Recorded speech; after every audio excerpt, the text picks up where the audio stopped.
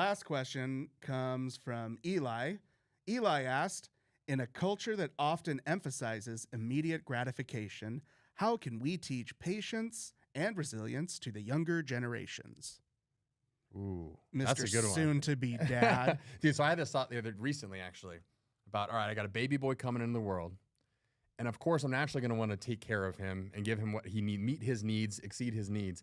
But how do you not raise a spoiled little fucker who's just got every little toy, every little thing, and teach some of that delayed gratification, right? And like, Make him think you're really poor.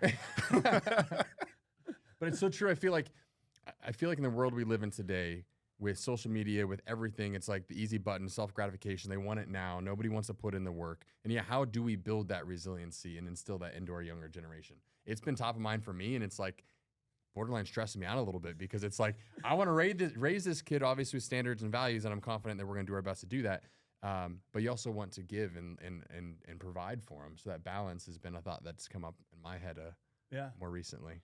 So what conclusion have you come up with? I haven't come up with it yet. Yeah. This question's timely because I'm here to answer it. Yeah.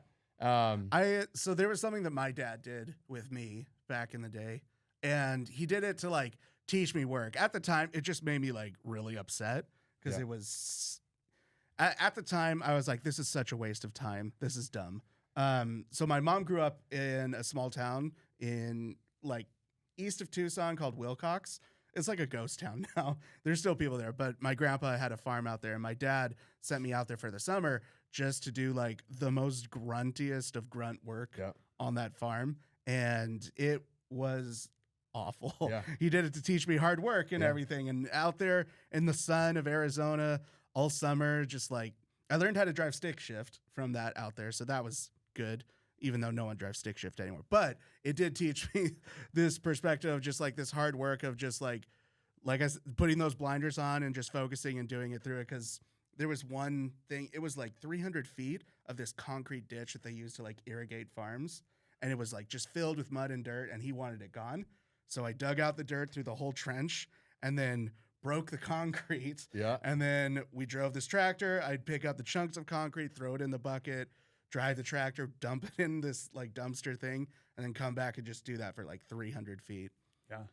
Yeah, I can relate to that pretty significantly. When I was growing up, my pops always put me to work. So I had to earn my money, didn't just get an allowance, had to mow the lawn, of course, do the house chores. But I remember running a tractor and digging out fence posts. I remember picking up trash from construction sites. And he did a phenomenal job of helping me as like a little 10, 11, 12-year-old finding jobs to do.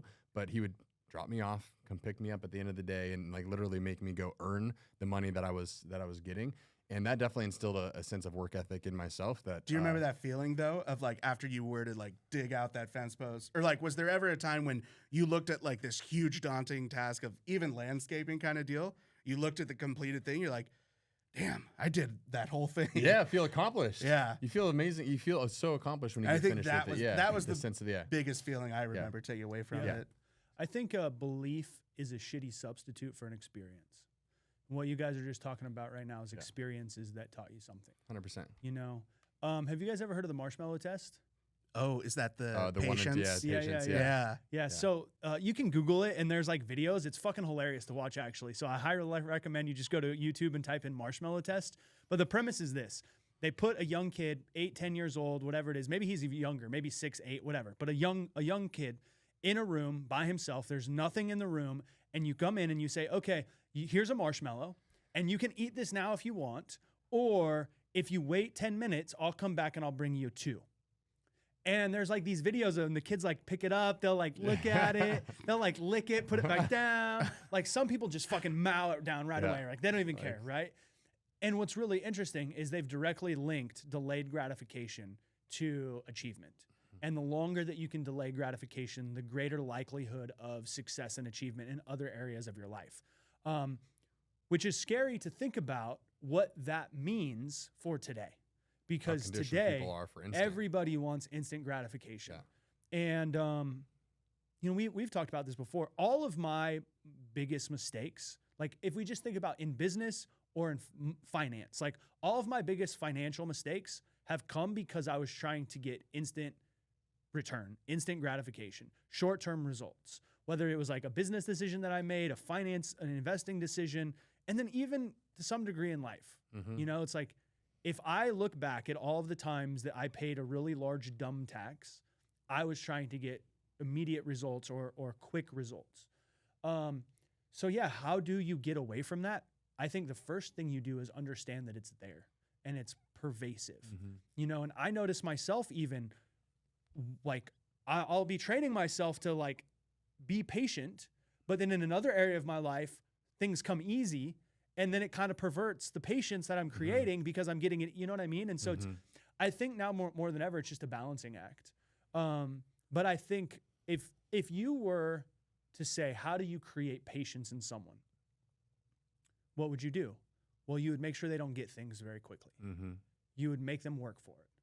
You would make them have to overcome obstacles to get it. And I think that we can do that in our own lives, and we can surely do it as fathers. Sure.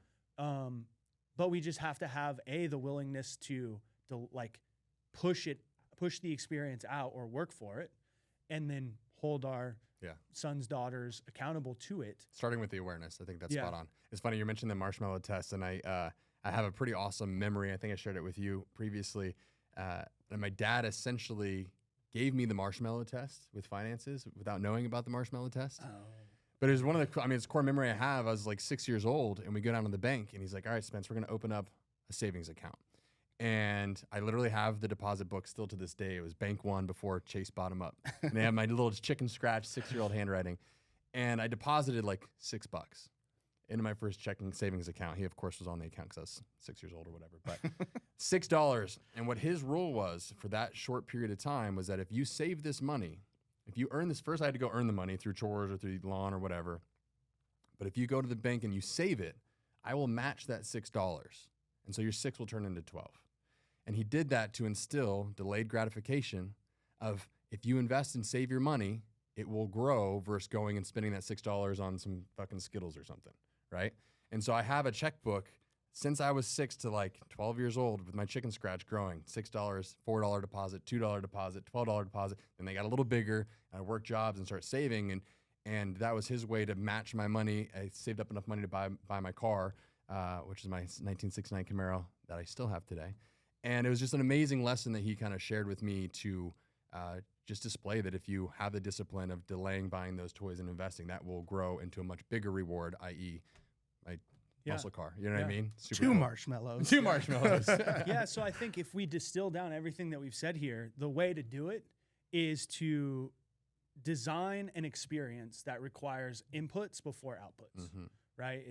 I love that. I mean, I never had anything like that, and that's incredible. Fucking cool. I love that. And it is a muscle, and I do think it's interesting, like, how does that overlap in different areas of your life? Because if you can build the discipline of delayed gratification and inputs without expectation of outputs, longer time horizon, like, how does that impact your relationships? How does that impact your business? How does that impact, all areas of your life? And I'm right? trying to think of a practical example. I have 2 stupid ones that come up, right? It's like, let's say that you want to have a extra beer at night. You want to have a slice of cake. You want to have whatever food that you're craving in that moment. It's like, well, go run a mile and then give it to yourself. Stupid example, right? Yep. But like, you have a desire for something, put an obstacle in front of you, will go through that obstacle, and then reward yourself with that, right? Another example, like, you want a new car.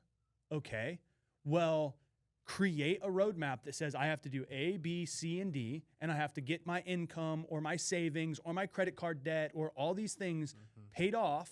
And once I get to this point, I'm going to reward myself with that thing. Yep. And I think that's a way as adults we can tangibly do it. I'm developing an affinity for watches. I like nice watches. Never had it before in my life, but like, we bought ourselves one when we hit a big milestone. Yep. That's a good example of Super something cool, that celebratory. We earned it. We Had a said, goal. Spence and I said, okay, once we hit X amount of income in a particular month, we're going to treat ourselves. It was a very big milestone, very big goal. It took us 7 years to hit it, 6 years to hit it.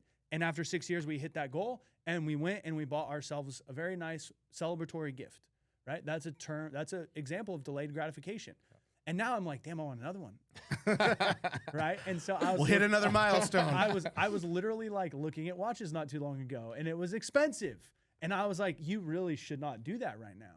And I was like, okay, what goal or milestone, what thing can I put in my path that once I get through that, I can celebrate by doing this? And I think it's one of the ways that we can give ourselves kind of the carrot and the stick. Yeah. You know, it's like, okay, this is what I really want. I want to go to Australia. I want to do these things. I want to have this experience. How can I make it even more meaningful or be more intentional with it rather than just like giving myself the instant gratification and going and getting it? It becomes way more valuable to you because you're tying it to a memory or a goal or a sense of accomplishment, right? It's not like impulse, I'm going to go buy this and feel regret because maybe I spent too much money that I shouldn't have. But Simultaneously, you're improving yourself too. Yeah. Yeah. Well, it's interesting actually talking this out. Like, this is what I do in my life, like pretty religiously. With my new car that I bought recently, it was like, okay, once I get to this point in savings and situation and income, like I'll reward myself with a new car. And I did. And then I celebrated the fuck out of it. And I did not have an ounce of buyer's remorse because I put in the work required. So when I want the fucking extra cheesecake at night, I just go run a couple extra miles. I love it. I think it's spot on.